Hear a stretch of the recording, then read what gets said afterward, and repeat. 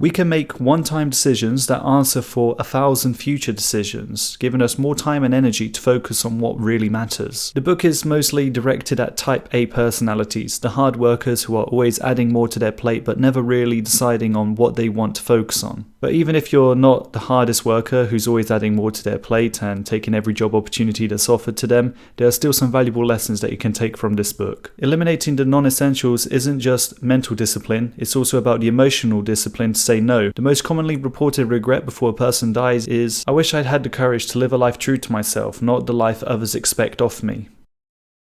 So every decision is a trade-off, because when we're saying no, we can feel like it's a loss. We can't do it all, but we can decide the direction in which we're heading. We can say no to good opportunities and say yes to the truly great ones. And instead of seeing the trade-off as something that you're giving up on, you can instead see it as what you're going big on. So when taking on the task of the Essentialist, the first step is to develop your ability to choose. My first act of free will shall be to believe in free will. Pair this with the idea that sometimes what you don't do is just as important as what you decide to do. You cannot overestimate the unimportance of practically everything. An Essentialist discerns more so that he can do less. This book helped me to reflect on the 4 major aspects of life, which are family, friends, health, and work. Another common regret reported on the deathbed is not having spent more time with loved ones, friends, and family. So you can ask yourself a few questions about how you want to live your life. If we could be truly excellent at one thing, what would it be? And how will we know when we have succeeded? When we have strong internal clarity, it is almost as if we have a force field protecting us from the non-essentials coming at us from all directions.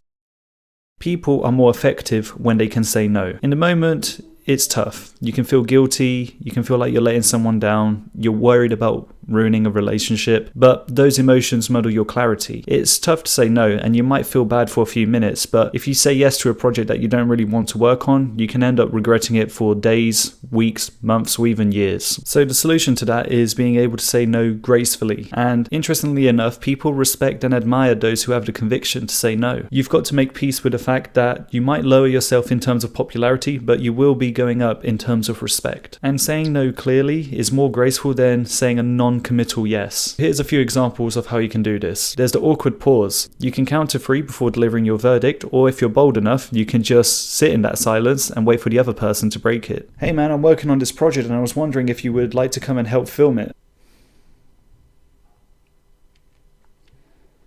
Unless you don't have the time to do that. Yeah, I don't really have the time to do that. There's also the soft no, where you say no, but. So for example, hey, I would love to hang out with you, but I'm working on a project at the moment. Would you like to meet at the end of the month? Another thing you can do is say, let me just check my calendar. Ooh, actually, I had something at that time. I'm afraid I can't meet you. Here's a good one for when you're at work and your boss is giving you another project. You can say, yes, I can work on this, but what should I deprioritize? When you can let your boss know what you would be neglecting for taking on this new task, and then they have to grapple with the trade-off instead of you. You can also try to say it with humor. Hey, would you like to train for the marathon with me? Nope. And then the last one is you can say, well, I can't do it, but I know someone who might be able to help you with that. The more you invest time and money into something, the more difficult it is to let go. This is the sunk cost bias. It explains why we'll sit for a terrible movie, or why we'll invest into a toxic relationship when every effort that we make doesn't seem to improve it. It takes courage to admit your mistakes and to let go. Sometimes you have to admit failure before you're allowed to succeed, and there should be no shame in admitting a mistake. After all, aren't you just really saying that you're now wiser than you once were? And this book gave me a reminder from my past. When I used to ask myself, what's the most important task I can work on right now? There would be an answer that would come to mind. There would also be a feeling of, oh, I don't want to do that right now. But then I would remember, if I did this task and I got to the end of it and I wanted to reverse engineer the best possible feeling I could have, then I would be completing that task. There wouldn't be anything else that could give me a stronger sense of relief or, wow, I actually managed to get that done, than by doing the most important task. So if I do want to get that best feeling, there's only one way to get there. And then there's the importance of editing. My job is to make life as effortless as possible for the reader. The goal is to help the reader have the clearest possible understanding of the most important message. And here's a quote. I must apologize. If I had more time, I would have written a shorter letter.